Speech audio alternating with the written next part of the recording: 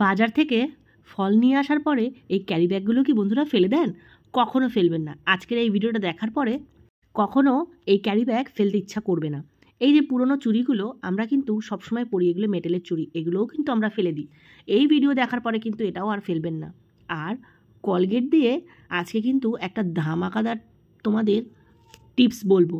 ফুলকপি, রুটি, অনেক ধামাকাদার এক একটা টিপস তোমাদের জন্য আজকে কিন্তু আমি নিয়ে এসেছি। বন্ধুরা, কথা না বলে ভিডিওটা স্টার্ট করা যাক। হেই গাইজ, আসসালামু আলাইকুম। কেমন আছেন আপনারা সবাই? আশা করি সবাই ভালো আছেন, আর আমিও অনেক বেশি ভালো আছি। চলে এসেছি কিন্তু আবার রোজকারের মতন নতুন নতুন টিপস নিয়ে।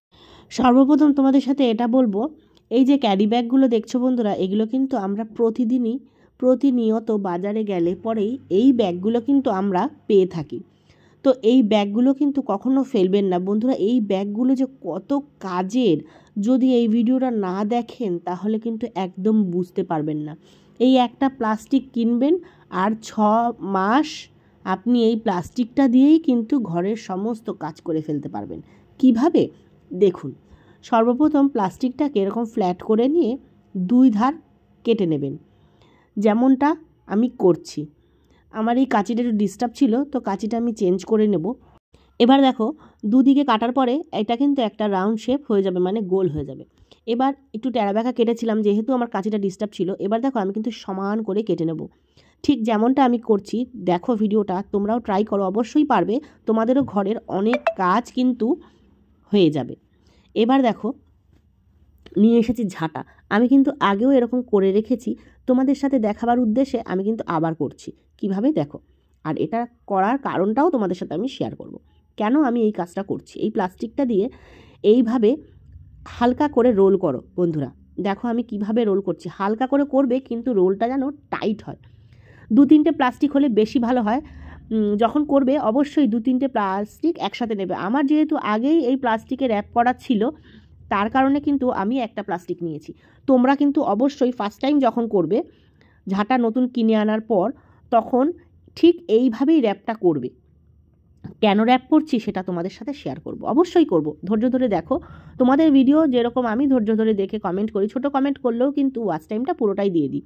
তো তোমরাও একটু আমাকে টাইম দাও, তারপরে তোমাদেরকে বলছি একটার পর একটা। এবার দেখো, হালকা ইস্ত্রিটা গরম করবে। ইস্ত্রি কিন্তু একদম কড়া গরম করলে হবে না, তাহলে পুড়ে যাবে।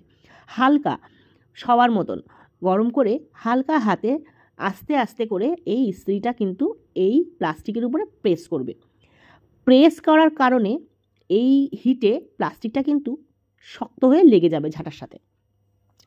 এবার দেখো বন্ধুরা, এটা কিন্তু একদম নতুন ঝাঁটা। তোমাদের সাথে ঝাঁটা নিয়ে কিন্তু আগেও আমি টিপস শেয়ার করেছি, তোমরা আমাকে বলেছিলে বলে আমি কিন্তু সেই টিপসটাও শেয়ার করেছি। আর আজকেও কিন্তু ঝাঁটা নিয়েই একটা নতুন টিপস তোমাদের সাথে শেয়ার করলাম। এবার দেখো বন্ধুরা, কারণটা তোমাদের বলি। যখন আমরা নতুন ঝাঁটা কিনে আনি, ঝাঁটার থেকে ফুল ঝরানোটা কিন্তু তোমাদের আগের ভিডিওতে দেখিয়েছিলাম। আর আজকে আমি দেখাবো এই টিপসটা যদি তোমরা ফলো করো, মানে এই প্লাস্টিকের টিপসটা যদি তোমরা ফলো করো, তাহলে কিন্তু ঝাঁটায় যতই তোমরা ঝাঁট দাও, ঝাঁটা কিন্তু ভেঙে ভেঙে পড়বে না। একটা ঝাঁটার মাথাও ভাঙবে না, কারণ যেই মাথাটা ভাঙবে সেই মাথাটাকে কিন্তু প্লাস্টিক দিয়ে আমি সিল করে দিয়ে, সিল করার কারণে যত জোরেই ঝাঁট দাও না কেন, ঝাঁটার এই যে মধ্যেখানে যেখানটায় আমি সিল করেছি ওখান থেকে কিন্তু ভাঙে বেশিরভাগ ঝাঁটাটা কিন্তু ভাঙা বন্ধ হয়ে যাবে, যেহেতু প্লাস্টিকটা কিন্তু সেটে গেছে ঝাঁটার সাথে। তোমরা এবার বলো যে এই টিপসটা তোমরা কারা কারা ফলো করো, আর কারা কারা এই টিপসটা জানতে। চট জলদি কমেন্ট করে বলো যে এই টিপসটা তোমাদের কেমন লেগেছে। টিপসটা ভালো লাগলে অবশ্যই কমেন্টের মাধ্যমে জানাবে কতটা উপকারিতা টিপস। এরপর তোমাদের সাথে দ্বিতীয় টিপসটা যেটা শেয়ার করব, সেটা হলো চুড়ি নিয়ে।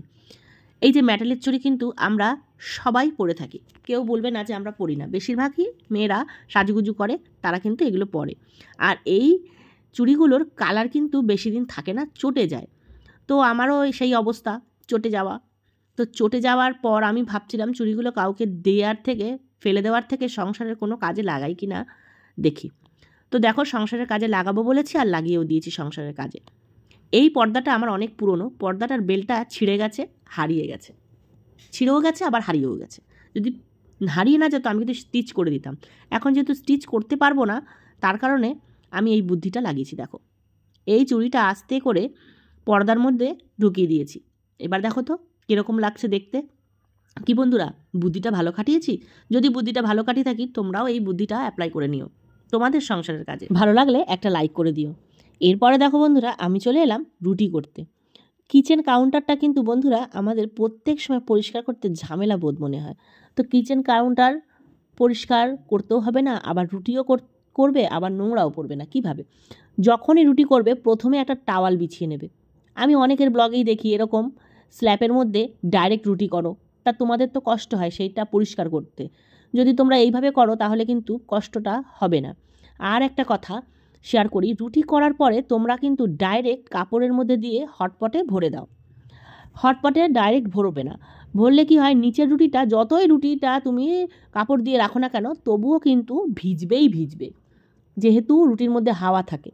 তো প্রথমে এরকম স্ট্যান্ডের মধ্যে একটা টাওয়াল দিয়ে রুটিগুলোকে রেখে রুটিগুলোর হাওয়া বার করে তারপরে হটপটে রাখো বন্ধুরা। একটা রুটিও ভিজবে না, একদম মানে গরমও থাকবে, ভিজবেও না, তোমরা খেতেও পারবে মজা করে। এই টিপসটা কারা কারা ফলো করো সেটা কিন্তু আমাকে অবশ্যই জানাবে। একটা লাইক করতে ভুলবে না কিন্তু যারা যারা এখনও পর্যন্ত সাথে রয়েছে।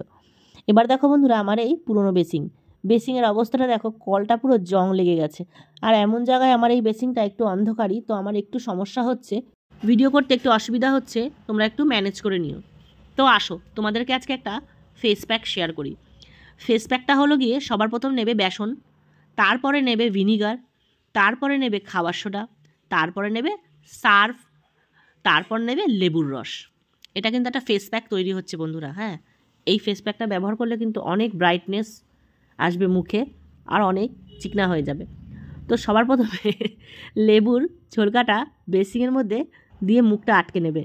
তারপরে যে ফেস প্যাকটা বানিয়েছিলাম ওটা ফেসে না লাগিয়ে এই বেসিংয়ে লাগিয়ে তোমাদের সাথে একটু মজা করলাম।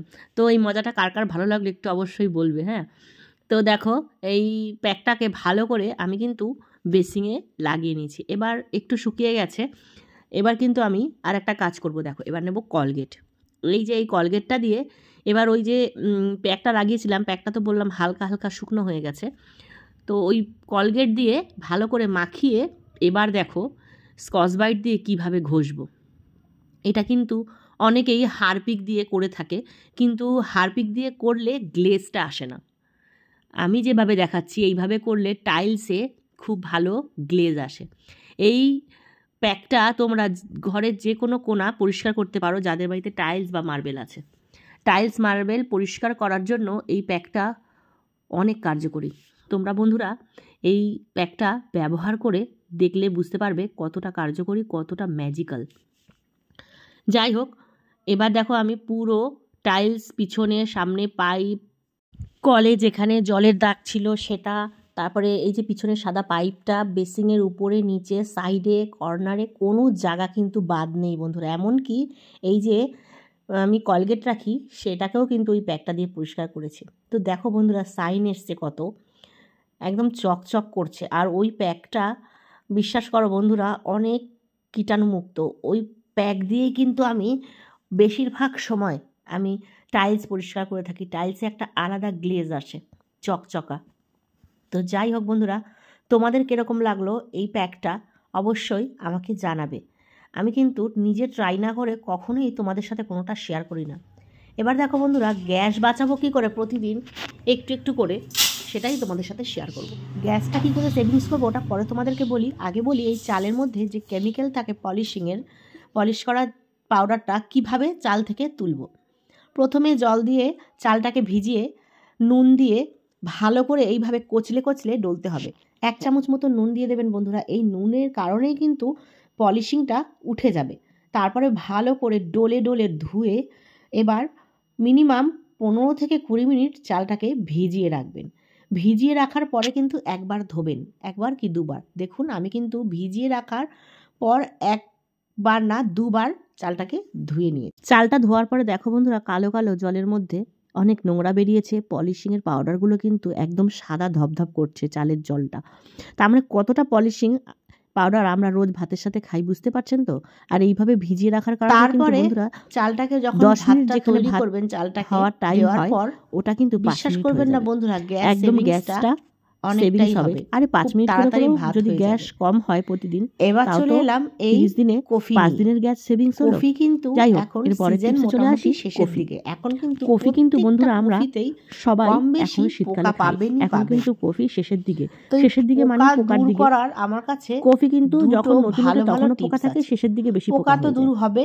আর সাথে কফির পোকা তাড়ানোর আমার কাছে জবরদস্ত কারা গোটা মানে সবার প্রথমে কফিটা গোটা খেতে ভালোবাসেন সেটা আমাকে পানি অবশ্যই জানাবেন দেওয়ার পর কমেন্টের মাধ্যমে। কফিটাকে ভালো করে ডুবাবে। কফি খেতে আর জানো তো বন্ধুরা, তোমরা কারা এই গোটা কফি খেতে ভালোবাসো বলো তো? এরকম গোটা ফুলের মতন। এই অনেকেরই কফি রান্নার সময় কফি ভেঙে যায়, কিন্তু আমি যেই টিপসটা তোমাদের সাথে এখন শেয়ার করব সেটা দেখার পরে যারা গোটা কফি খেতে ভালোবাসো তারা কিন্তু আমাকে অবশ্যই একটা ধন্যবাদ দেবে। বিশেষ করে যারা এখন নতুন সংসার করছো, মানে নতুন গৃহিণী, তোমাদের কাছে কিন্তু এই টিপসগুলো অনেক উপকারিতা। তো দেখো বন্ধুরা, আমরা কিন্তু একে অপরেরটা দেখেই শিখি। আমিও কারোটা দেখে শিখেছি, তুমিও আমারটা দেখে শিখলে, বা আমিও তোমাকে শিখালাম। এরকমই কিন্তু মানুষ শিখে জীবনে দাঁড়ায়। এবার দেখো বন্ধুরা, নুন দিয়ে কিন্তু আমি ভালো করে ডুবিয়ে ভিজিয়ে নিয়েছি 5 মিনিট। এরপরে দেখো কিভাবে আমি ফুটাচ্ছি গরম জলের মধ্যে। ফুটানোর পরে আমি কিন্তু জলটাকে ভালো করে ঝরিয়ে তারপরে কিন্তু আমি এই যে তেলের মধ্যে ভাজছি। এই যে ভাজার কারণেই কিন্তু কফিটা ভাঙবে না। ভাজার কারণে ভাঙবে না তো আমি বললামই, কিন্তু নুন দিয়ে ভিজিয়ে রেখেছি বলে কফিটা কিন্তু শক্ত হয়ে গেছে বন্ধুরা। আর ওই যে দেখলে আমি মশলাটাকে ভিজিয়ে সবসময় রান্না করি, এতে কি হয়, কড়াইটা পুড়ে যাওয়ার হাত থেকে কিন্তু বেঁচে যায়। বন্ধুরা, তোমরা যদি এখনও পর্যন্ত আমার সাথে থেকে থাকো তাহলে কিন্তু অবশ্যই কমেন্টের মাধ্যমে জানাবে। আর দেখো কফিটাকে কত সুন্দর দেখতে লাগছে, গোটা ফুলের মতো। এরকম গোটা কফি ভাতের সাথে খেতে কিন্তু দারুণ লাগে। মাছ মাংস ফেল। তোমরা কারা আমার মতন এরকম কফি লাভার, ভাতের সাথে আমাকে কিন্তু বলতে ভুলো না। যারা নতুন বন্ধু আছো অবশ্যই কমেন্টের মাধ্যমে জানিও, আর চ্যানেলটা সাবস্ক্রাইব করতে কিন্তু একদম ভুলো না। আল্লাহ হাফিজ।